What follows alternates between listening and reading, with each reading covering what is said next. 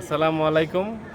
Hello বন্ধুগণ, আমার এই ছোট ভাই আমার একটা কোশ্চেন করছে যে ভাইয়া আপনি তো মোটামুটি ইংলিশ পারেন, হ্যাঁ, আর আমি কিভাবে ইংলিশটা ভালোভাবে শিখতে পারি আর কি।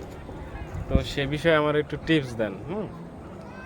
তো আমাদের এখানে ব্লগ ভিডিও আমরা ছাড়ি, কিন্তু এটাও ব্লগ ভিডিওর মতো আর কি। সে আমার জিজ্ঞাসা করছে যে ভাইয়া কীভাবে ইংরেজি শিখতে পারে। তো এটা আমি বলতে বলতে চাই সেটা দেখেন, আমরা আমাদের native language English, sorry Bangla, তাই না? তো আমরা বাংলা ভাষা কিন্তু আমরা এমনিতেই শিখে গেছি, কারণ আমাদের জন্মের পর থেকেই আমরা আমাদের পরিবেশের সাথে মিলেমিশে, হ্যাঁ, আমরা আমাদের ভাষাটা আয়ত্ত করেছি, এটা আমরা সাধারণত শিখি নাই। তো এই ক্ষেত্রে যদি আমাদের একটা অ্যানাদার ল্যাঙ্গুয়েজ, হ্যাঁ, অন্য অন্য দেশের ভাষা বা ইংলিশ তো আমাদের ইন্টারন্যাশনাল ল্যাঙ্গুয়েজ, তো এটা শেখার জন্য অবশ্যই আমাদের কিছু চেষ্টা করতে হবে। কারণ বাংলা ভাষা আমাদের জন্মের পরে আমরা মা বাবার কাছে থাকি এবং তাদের কথাবার্তা শোনা, এই আস্তে আস্তে সমাজে সবার সাথে মেশা, হ্যাঁ, এর মাধ্যমে আমরা বাংলা ভাষাটা আয়ত্ত করে ফেলি, তারপর আমরা সব বলতে পারি। কিন্তু ইংরেজিটার ক্ষেত্রে আমাদের যেসব বিষয় ফলো করতে হবে সেটা আমরা কোনো একটা ভাষায়, সেটা ইংলিশ হোক আর যাই হোক, সেটা শেখার জন্য প্রথমে যা জানতে হবে সেটা সে ভাষার কিছু ওয়ার্ড মিনিং। তো সুতরাং আমরা তো বলতে পারি যে if we want to learn another language we have to learn at first the word meaning of this language.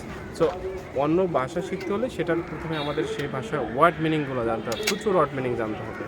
এবং ওয়ার্ড মিনিং জানার পরে যে সেটা আমাদের হয়ে যাবে যে আমি ইংরেজি বলতে পারবো, তো সেটা কিন্তু না।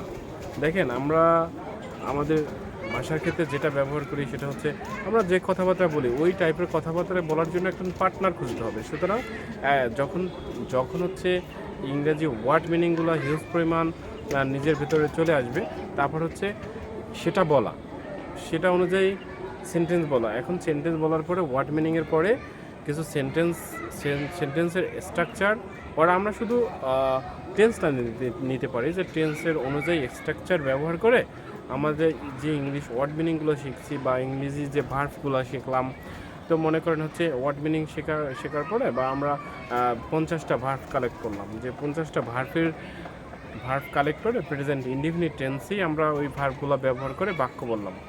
তো এই ক্ষেত্রে কি আমাদের যে বলা বা কিভাবে যে ইংরেজি বলতে হয় সেটা আমরা সেভাবে আয়ত্ত করতে পারবো। তো তার মানে ওয়ার্ড মিনিংয়ের পর কিছু স্ট্রাকচার কিছু জানার পরে সেটা বলা, হয়তো একজন পার্টনার খুঁজে তার সাথে সেটা নিয়ে আলাপ আলোচনা করা।